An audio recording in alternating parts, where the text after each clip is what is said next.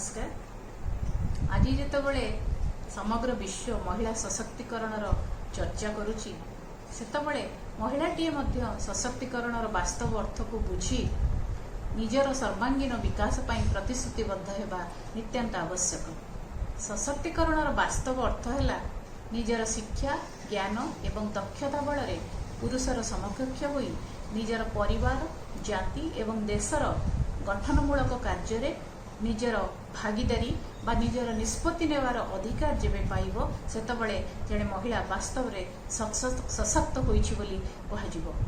एवं निजर एथि सहित निजर जाति निजर संस्कृति निजर परंपरा को सम्मान देबा एवं ता सहित निजर परिवार देश जातिर सम्मान को अक्षुण्ण रखी आत्मस्वाभिमान सहित बंचिबा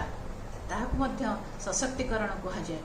जो सशक्तिकरण कथा महात्मा गांधी कही से केवल कही नथिले तांकर प्रत्येक रचनात्मक कार्यक्रम रे से महिला मानकु शामिल करुथिले एवं महिला मानकु से सम्मानर सर्वोच्च शिखर रे रखिथिले जहा फल कि जेतबळे स्वाधीनता संग्राम बेले से प्रथमे कस्तूरबा को घरु बाहर को आनिथिले एवं स्वाधीनता संग्राम रे शामिल करथिले एवं तांकर दृढ़ आह्वान बल रे हजार हजार महिला स्वाधीनता संग्राम रे झांस देथिले। नैतिक बल को जदि एक शक्ति रूपे गणा जाए ताहले महिला मानकर नैतिक शक्ति निश्चित भाव नैतिक बल निश्चित भाव एक पुरुषर नैतिक बल ठारू अधिका एवं सही परिप्रेक्षी रे से महिला मानकु अधिका शक्तिशाली बोली निश्चित भाव सब बेले कहूथिले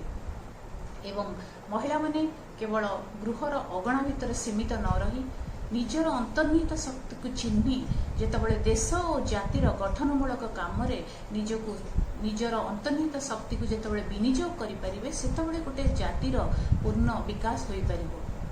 आपण कन्या जेतबळे स्वाधीनता संग्राम समय रे कन्या भ्रूण हत्या कथा कहंतु यौतुक प्रथा कथा कहंतु विधवा विवाह कथा बा बाल्य विवाह कथा सबु क्षेत्र रे महात्मा गांधी तांकर निजे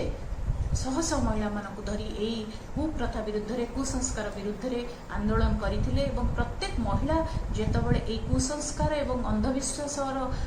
विरुद्ध जेतबळे लड़ाई जारी रखिबो निश्चित भाव से एकता निज परिवार को सुरक्षा देवा सहित निजर जाति निज देश को मध्य सुरक्षा दे परिबो निज परिवार रे थिबा पिला मानक सुरक्षा दे परिबो एवं युवपीढ़ी मध्य केवल महिला मानकर जेतबळे सहयोग रहिबो बा जेतबळे योगदान रहिबो एक जातिर उन्नति पई निश्चित भाव में सेतबळे गोटे जाति आगु को जीवो। तेणु आज एही परिप्रेक्षी रे महात्मा गांधींकर जन्म जयंती अक्टोबर 2 रे समस्त को यही अनुरोध सबु महिला मानकु जे प्रथमे निजर अंतर्निहित शक्ति को चिन्हतु एवं ताकू विकास पूर्ण विकास करंतु ताकू आहुरी रुधिमंत करंतु एवं निजर परिवार सहित निजर पिलामानक सहित परिवार सहित निजर समाज पाई जो दायित्व कर्तव्य रही आमे निजर जाति प्रति निजर देश प्रति जो दायित्व कर्तव्य रही ताकू संपादन करबा पई चेष्टा करंतु एवं महिला सशक्तिकरण अर्थ स्वाधीनता नुहे बा स्वाधीनतार अर्थ उच्छृंखलता नुहे। यही परिप्रेक्षी आम स्वाधीनतार बा सशक्तिकरण वास्तव अर्थ को बुझा एवं ताकू निजर विकास एवं जातिर विकास रे निश्चित भाव में आम काम लगेगा। समस्त को पुणी थे अक्टोबर 2 गांधी जयंती